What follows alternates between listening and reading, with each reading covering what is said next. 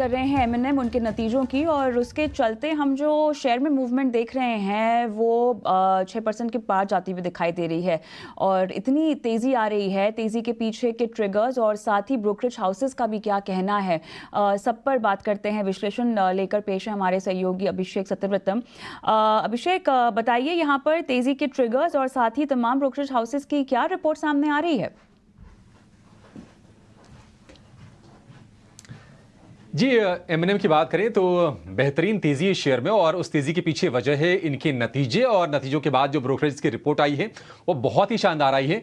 Targets में हमने अच्छे अच्छे अपग्रेड्स देखे हैं। नतीजों की बात करें तो जो इनका स्टैंडअलोन मुनाफा 61% के उछाल के साथ करीब करीब 2,500 करोड़ रुपए के आसपास पहुंच गया है।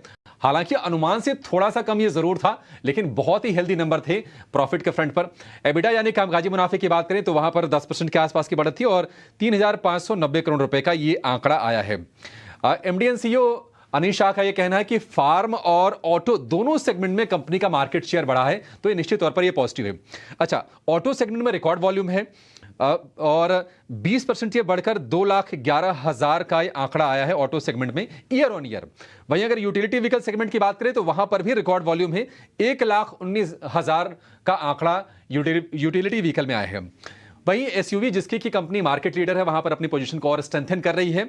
1 फरवरी की एसयूवी की जो ओपन बुकिंग है वो है 2,26,000, यानी कि मजबूत डिमांड एसयूवी सेगमेंट में भी कायम है। और ट्रैक्टर मार्केट शेयर थोड़ा सा बढ़ा है 0.8%, और यह बढ़ के हो गया है 42% के आसपास, जो कि FY19 के बाद सबसे ज्यादा है। तो ओवरऑल परफॉर्मेंस सुधर रही है, नतीजे दमदार आए हैं, और आज बाजार उसको सलाम कर रहा है। हम देख रहे हैं कि जो बड़े ब्रोकरेजेस हैं वो भी बुलिश हो गए हैं। जेफरीज ने होल्ड की रेटिंग दी है। पहले लक्ष्य था इनका 1580, उसको बढ़ा के 1615 किया है। लेकिन मॉर्गन स्टैनली और नोमोरा, इनकी रिपोर्ट्स और दमदार है।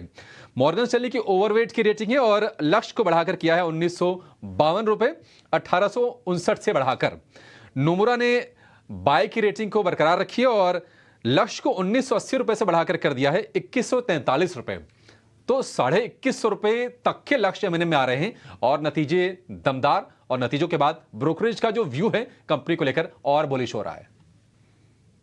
ऑलराइट अभिषेक, बहुत बहुत धन्यवाद, आपने विस्तार से समझाया तेजी के पीछे क्या ट्रिगर्स हैं। आशीष महेश्वरी मेरे साथ जुड़े हुए हैं।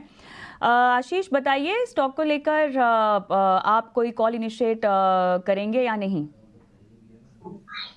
बिल्कुल बाय करने की सलाह हम लोग भी इनिशिएट कर चुके हैं, और जो 2143 रुपए का जो हाईएस्ट एक ब्रोकरेज ने रिकमेंडेशन दिया है, उसी के आसपास ये टारगेट आएगी।